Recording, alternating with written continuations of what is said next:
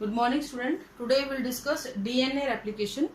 सबसे पहले आपको इसका मतलब पता होना चाहिए। What is the meaning of replication? तो replication derive from the word replica, यानी कि नकल बनाना। यानी कि डीएनए जब अपनी खुद की कॉपीज बनाता है उसको हम डीएनए रेप्लिकेशन बोलते हैं। ये होता कब है बेटा? It is occur mainly in the S phase of cell cycle. Cell cycle का जो एस फेज होता है वहां पे डीएनए रेप्लिकेशन होता है। और इसका मेन फंक्शन क्या होता है बेटा? कि ऑर्गेन अपने अमाउंट को डबल कर लेना, सो दैट इजीली जो है ऑर्गेनिज्म जो है रेप्लिकेट करके अपने नंबर को बढ़ा सके। ठीक है। डीएनए रेप्लिकेशन यूकैरियोट्स की अगर हम बात करते हैं तो इसमें सेमी कंजर्वेटिव, बायडायरेक्शनल और सेमी डिसकंटिन्यूअस टाइप का होता है। इसका मतलब ये है, सेमी कंजर्वेटिव का मतलब क्या है बेटा?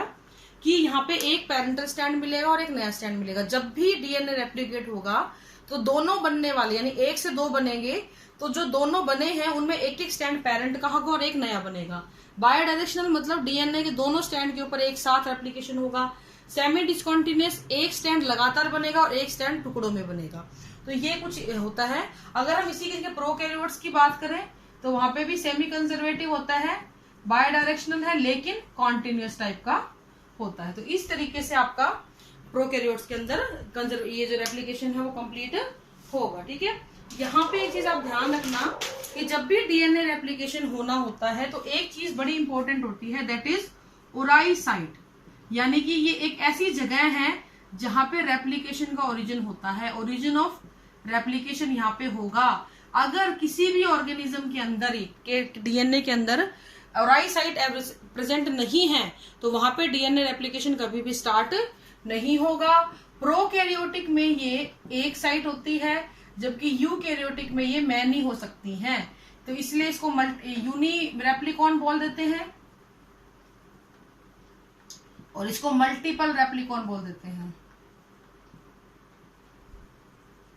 ठीक है, मल्टीपल रेप्लिकॉन बोल देते हैं। और आई साइट बहुत इंपॉर्टेंट वर्ड है ये वो जगह है जहां से रेप्लिकेशन स्टार्ट होगा किसी भी डीएनए के अंदर। नाउ हम स्टेप्स की बात करेंगे।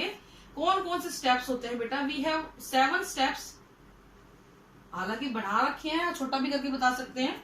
सबसे पहला स्टेप होता है activation of nucleotide, deoxy ribonucleotide. The second step, exposure of DNA. The third step, RNA primer, attachment होती है इसकी। Fourth step, DNA polymerization.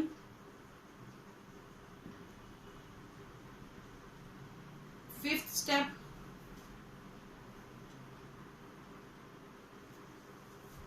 chain formation.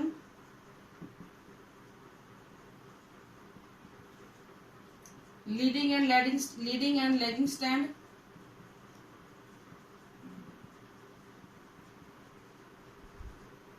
Proof reading. तो ये आपके मेन स्टेप्स होते हैं। हालांकि कुछ लोग कम ज्यादा भी कर देते हैं इनको, बातें सारी वही हैं, कोई कम बता देता है कोई ज्यादा बता देता है, उससे ज्यादा कुछ नहीं है। अब यहाँ पे कुछ एंजाइम्स यूज होते हैं, उनके बारे में मैं आपको बता देती हूँ। पहला एंजाइम जो यहाँ पे यूज होता है दैट इज हेलिकेज। दूसरा होता है SSBP, single strand binding protein, topoisomerase,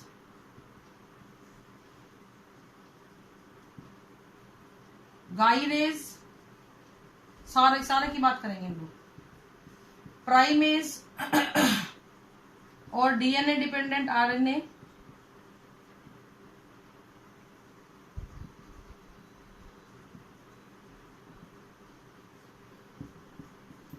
इसके बाद आपका होता है लाइगेज, डीएनए पॉलीमरेज,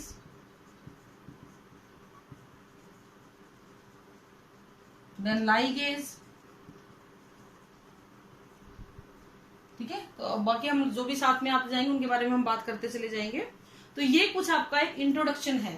ठीक है। अब हम एक एक स्टेप को लेकर चलेंगे बेटा, किस किस तरीके से ये जो प्रोसेस है कंप्लीट होगा, कैसे रेप्लिकेशन होगा। तो फर्स्ट स्टेप को हम लोग लेके चलते हैं सबसे पहले, that is activation of deoxyribonucleotide. इसमें होगा क्या बेटा, जो हमने आपको शुरू में बताया था ना, adenosine monophosphate, CMP, TMP, GMP, monophosphate थे, इनका फॉस्फोराइलेशन होगा। फॉस्फोराइलेशन की वजह से they will convert into ATP, GTP, CTP और TTP, thymine pyrophosphate, cytidine pyrophosphate, guanidine triphosphate और एडिनोसिन ट्राइफॉस्फेट।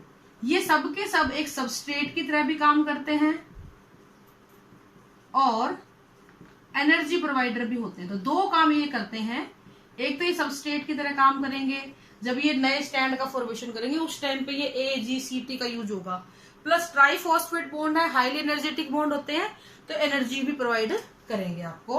और ये मिलते कहाँ है बेटा, ये मिलते हैं आपके न्यूक्लियोप्लाज्म में। तो इस प्रोसेस को हम लोग क्या बोलते हैं, AMP से ATP बन जाना क्या कहलाता है, एक्टिवेशन ऑफ राइबोन्यूक्लियोटाइड। इसका यूज हमारा होगा यहाँ पे, इस स्टेप के अंदर होगा। ठीक है, अभी इसको साइड में रख देंगे। अब हम बात करेंगे सेकेंड स्टेप की, that is exposure of DNA। अब ये जो स्टैंड, ये जो बने हैं, इनको कहीं लगना भी होगा, कहीं अटैच भी होना होगा, तो उसके लिए जरूरी होता है कि हमारा DNA स्टैंड जो इस तरीके से मैं बना रही हूं, ये हाइड्रोजन बॉन्ड है बीच में सारे। अब आप एक बात इमेजिन करो कि ये चीजें लगे कहाँ लगेंगी, जाके नहीं पता कहाँ लगेंगी।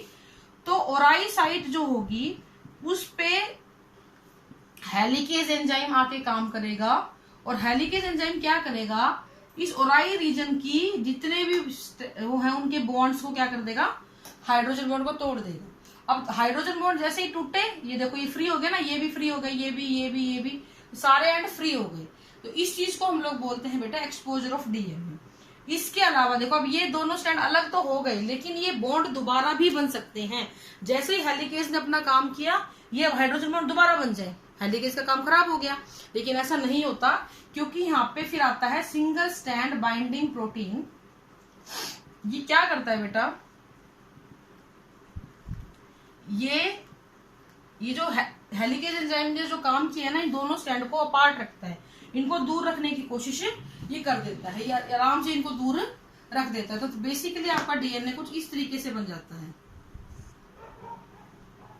तो यहाँ पे आपके SSBP लग जाते हैं।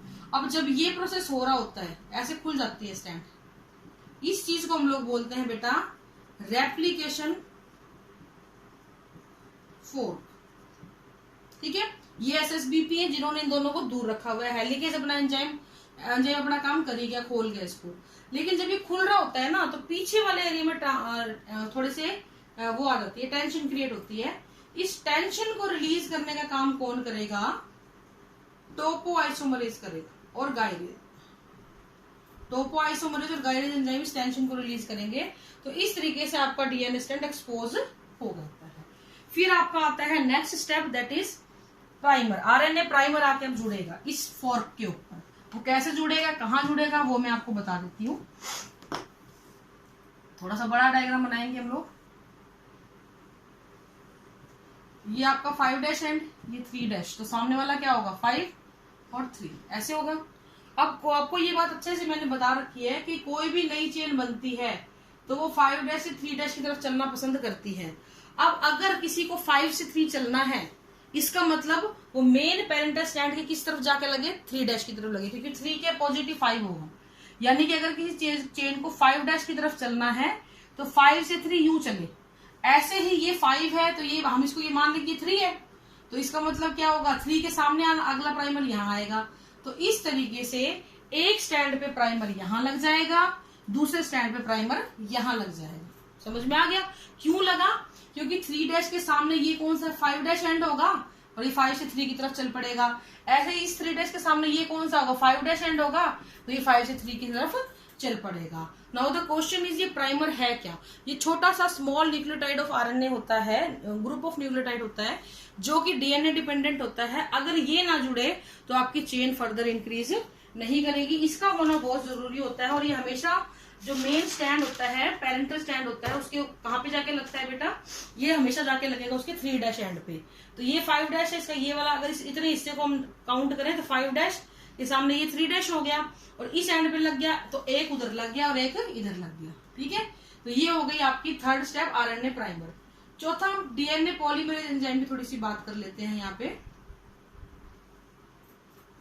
इसमें क्या होता है बेटा, हमारे पास यूकैरियोटिक में और प्रोकैरियोटिक में अलग अलग नंबर ऑफ पॉलीमरेज एंजाइम है। काम दोनों का सेम है, रेप्लिकेशन करना और रिपेयरिंग करना। इसमें होते हैं अल्फा, बीटा, डेल्टा, गामा और एप्सिलॉन।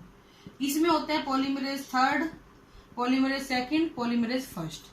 ये दोनों रिपेयरिंग एंजाइम होते हैं और ये होता है मेन रेप्लिकेटिंग एंजाइम।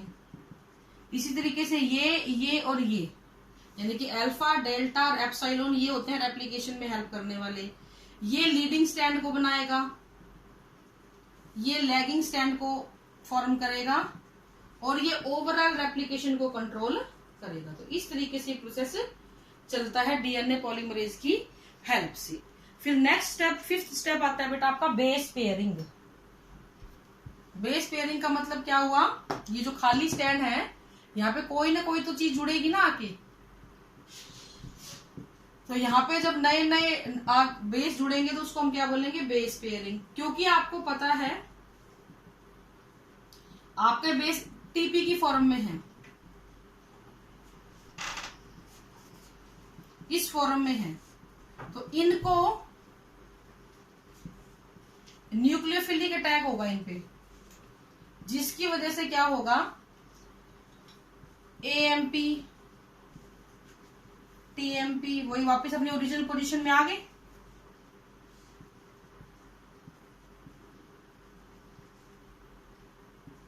आगे, और ये जो ये है,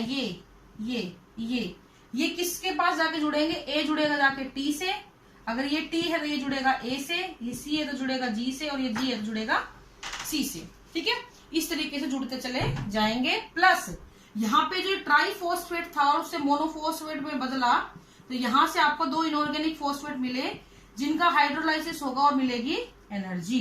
तो इस तरीके से मैंने आपको शुरू में बताया था, दे एक्ट एज सबस्ट्रेट, क्योंकि यहाँ आके जुड़ गए, प्लस उन्होंने एनर्जी रिलीज कर दी। यही 2 चीज मैंने आपको बताई थी। बेस पेयरिंग, ए के साथ टी जुड़ेगा, टी के साथ ए जुड़ेगा, जी के साथ सी जुड़ेगा, सी के साथ जी जुड़ेगा। तो इस तरीके से बेस पेयरिंग यहाँ पर हो जाती है। Now most important thing of this topic, that is chain formation. Chain कैसे बनेगी, बेस तो जुड़ गए लेकिन चेन कैसे बनेगी। तो यहाँ पे एक इंपॉर्टेंट बात आपको ध्यान रखने की जरूरत है कि जो चेन बनती है, एक तो वो कि 5' से 3' डायरेक्शन पे बनती है, पहली बात। दूसरा, हमेशा 3' के ऊपर एक फंक्शनल ग्रुप होता है और यही बॉन्ड बनाने में हेल्प करता है, OH वाला होता है। और 5' पे कौन सा होता है, फॉस्फेट ग्रुप होता है, जो दोनों आपस में मिलकर क्या बनाते हैं बेटा, फॉस्फोडाइस्टर बॉन्ड बनाते हैं। ठीक है, यही यहाँ पे मेन फंडा है। तो नए नए न्यूक्लियोटाइड यहाँ पे आएंगे, जुड़ते चले जाएंगे, आएंगे, जुड़ते चले जाएंगे। तो इस तरीके से ये स्टैंड इस तरफ मूव कर जाएगा लगातार।